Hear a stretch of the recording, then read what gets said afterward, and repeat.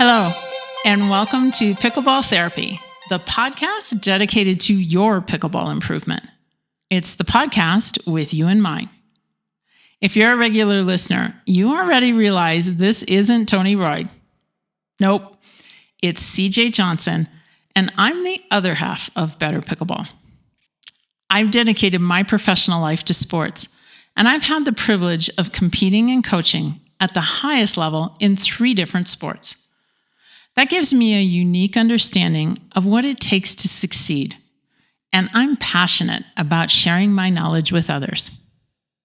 Tony and I have been taking a little time away to get recharged for everything we have planned to help your pickleball game in 2024.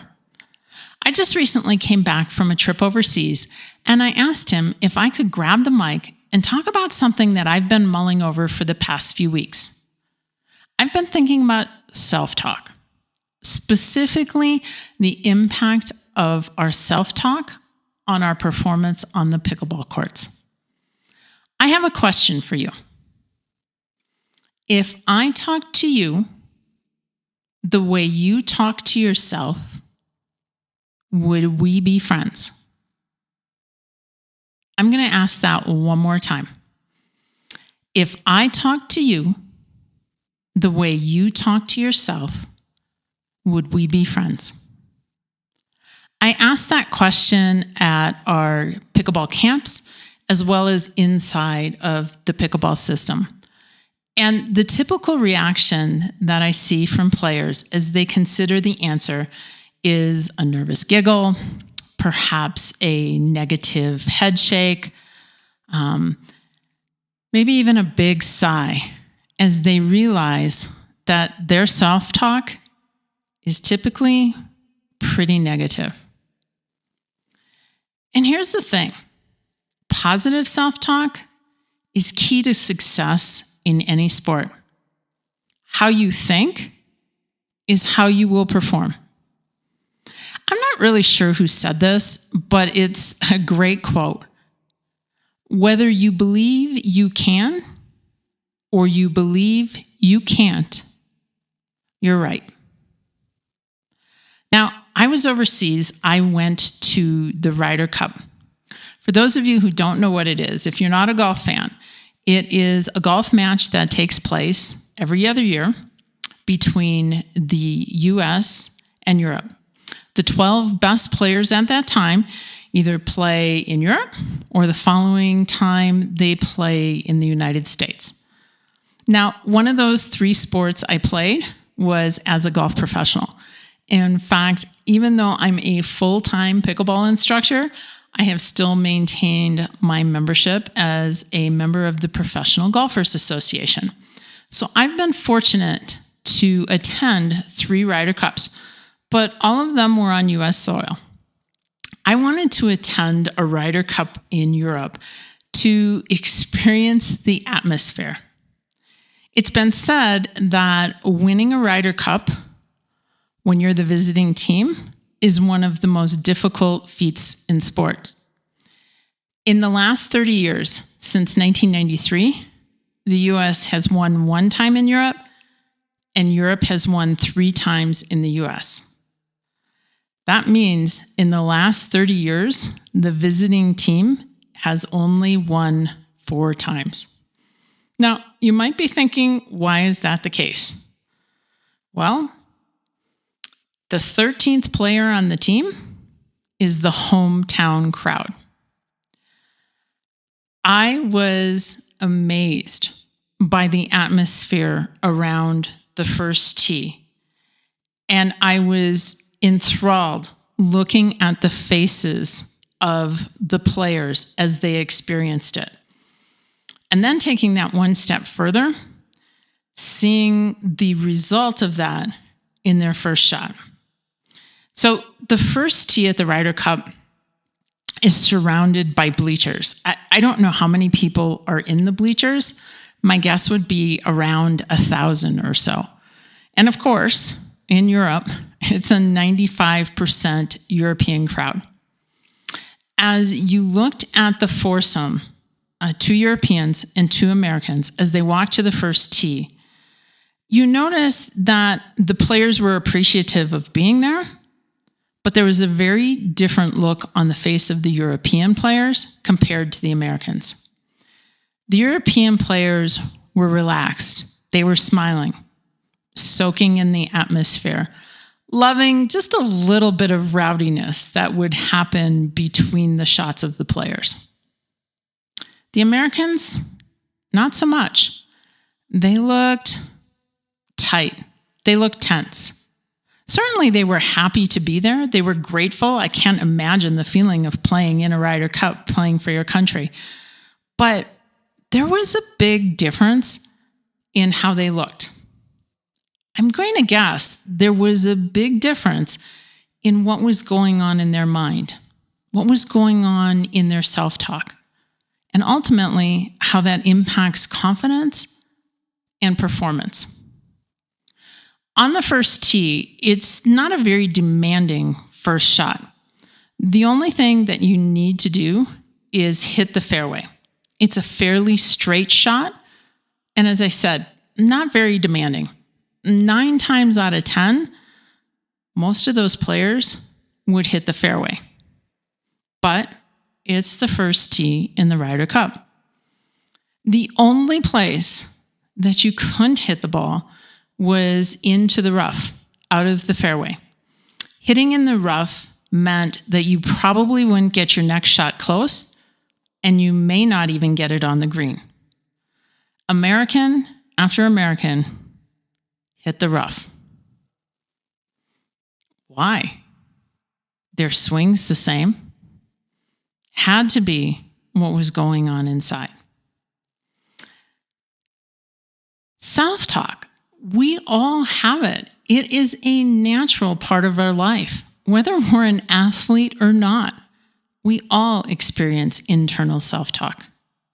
And unfortunately, most of it is negative. As human beings, we gravitate towards the negative. It's so much easier to say and believe something that's negative versus something that's positive. In sports, it can show up as anger. That's negativity. And that negativity is going to impact our performance. So now that we know that it's normal for it to happen, that it happens to the best players in any sport, that it's probably going to be negative, and that we need to change it to perform our best, what can we do when it happens to us out on the pickleball court?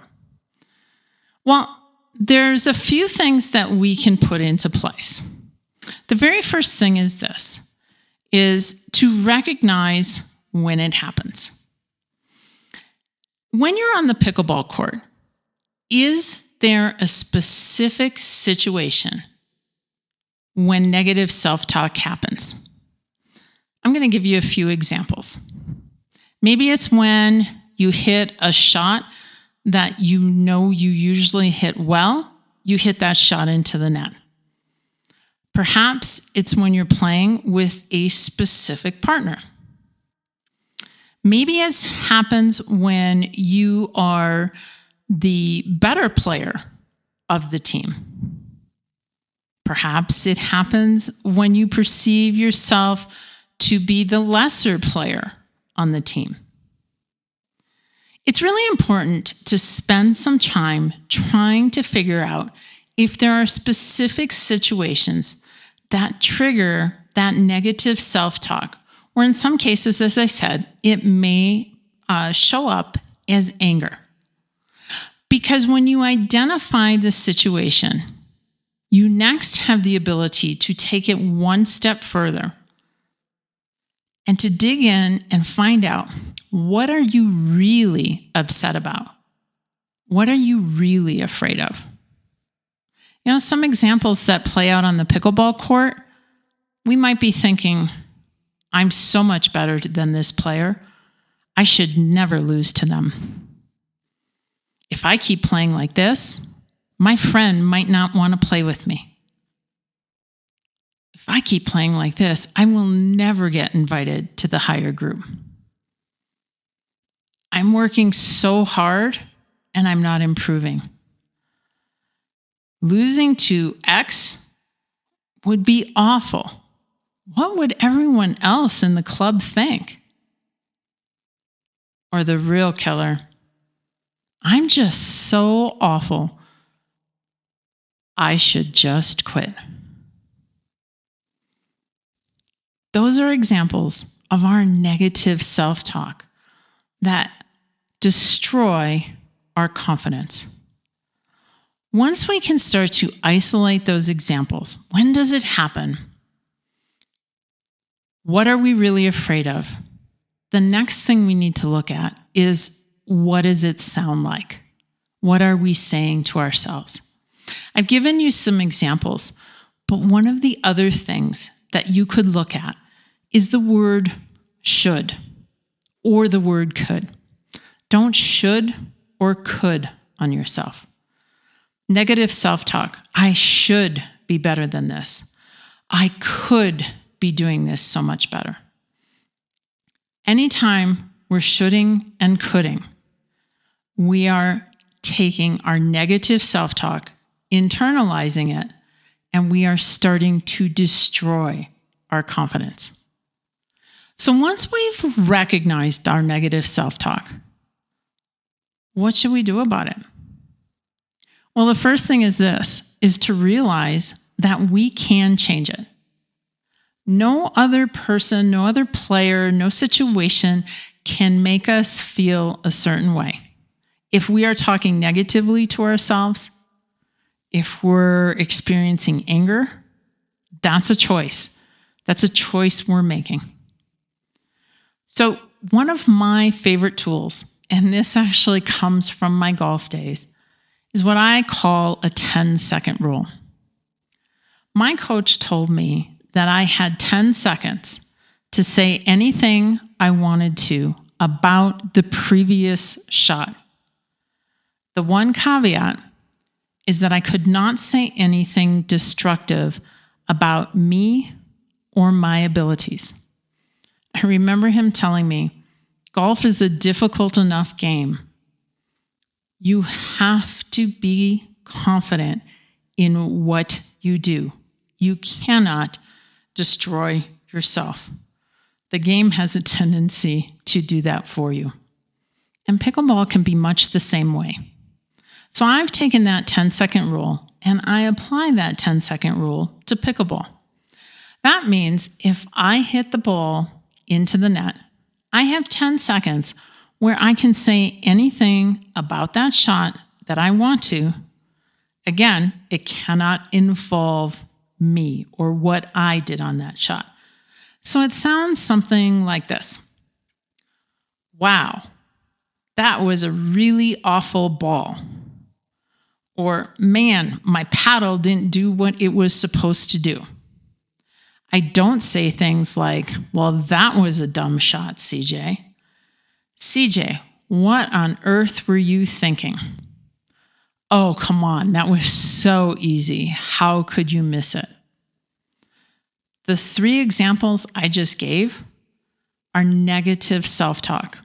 That destroys my confidence and ultimately destroys my ability to perform on the pickleball court. Now, changing from negative self-talk to positive self-talk isn't easy. It takes practice. And even in some of the demanding situations like a Ryder Cup, the best in the world who have been practicing this for a long time might not be capable of doing it. But it is doable. Remember this. Negative self-talk is normal, but it's a choice to participate in it. Don't think about the couldas or the shouldas. Dig a little deeper to understand what is really going on. What are you really upset about? What are you really afraid of? Realize that no other player or situation can make us feel a certain way. And then try and apply the 10-second rule and turn that negative into a positive. Remember, ask yourself the question, if I talk to you the way you talk to yourself, would we still be friends?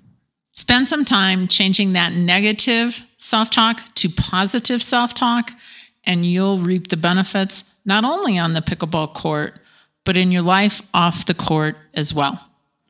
That's this week's podcast. And as always, rate and review the podcast. And the highest compliment you can give us is sharing it with your friends. Because if you like this podcast, they probably will too. Tony will be back with you next week.